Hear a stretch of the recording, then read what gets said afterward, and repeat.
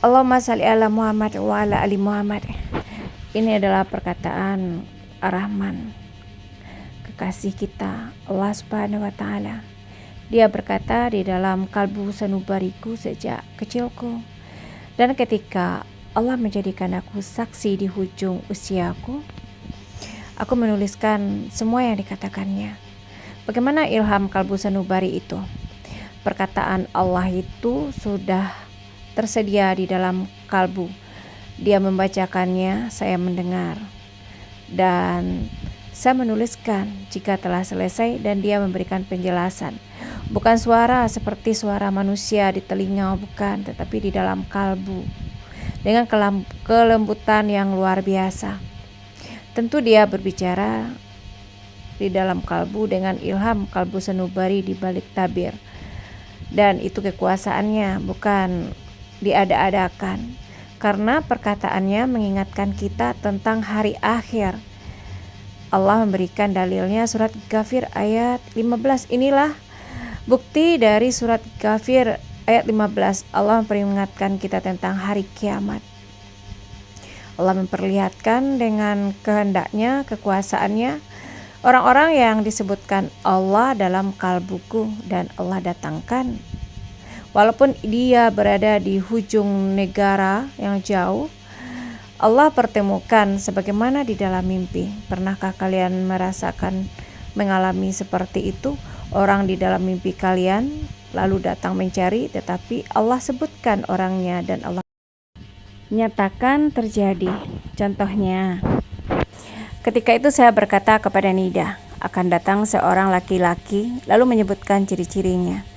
Nida bertanya, siapakah orang itu? Saya menjawab, orang baik, dia beriman kepada Allah, bersaksi, seorang saudara.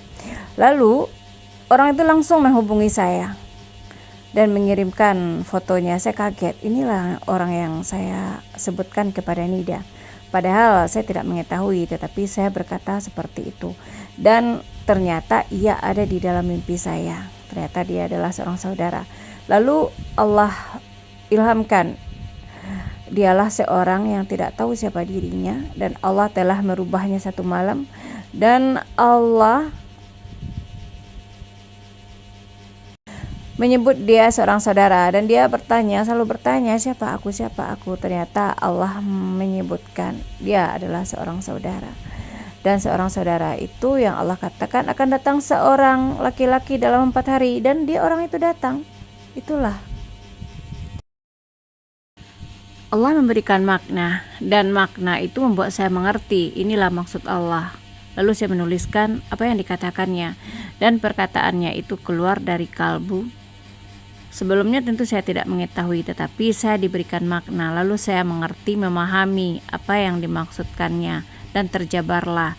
Dan perkataan Allah Subhanahu wa Ta'ala dengan kalimat yang sempurna, kalimat yang tinggi, dan perkataannya begitu indah. Jika kita tidak mencernanya dengan baik dan teliti, kita tidak memahaminya, karena perkataan Allah itu maha tinggi.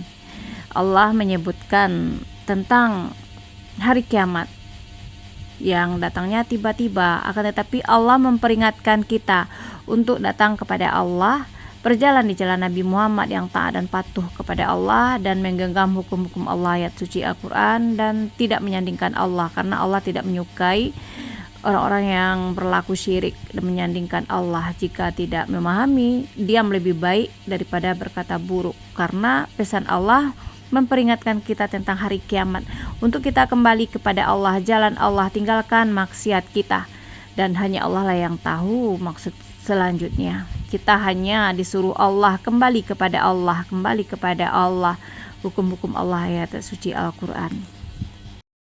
Aku tidak memiliki ilmu, aku hanya diamanatkan menyampaikan pesan, lalu aku sampaikan. Dan jika kita diamanahkan menyampaikan pesan, kita tidak boleh khianat, kita mesti menyampaikan. Dan Allah melalui kalbu sanubari saya menyuruh saya menyampaikan kepada hamba-hambanya untuk kembali kepada Allah. Ini adalah akhir zaman, dan huru haranya itu sangat berat pada langit dan bumi, karena kita tidak mengambil perkataan Allah untuk keselamatan kita. berbagai macam hal, asumsi ini belum akhir zaman. Zaman kita masih panjang, ribuan tahun lagi akan kiamat.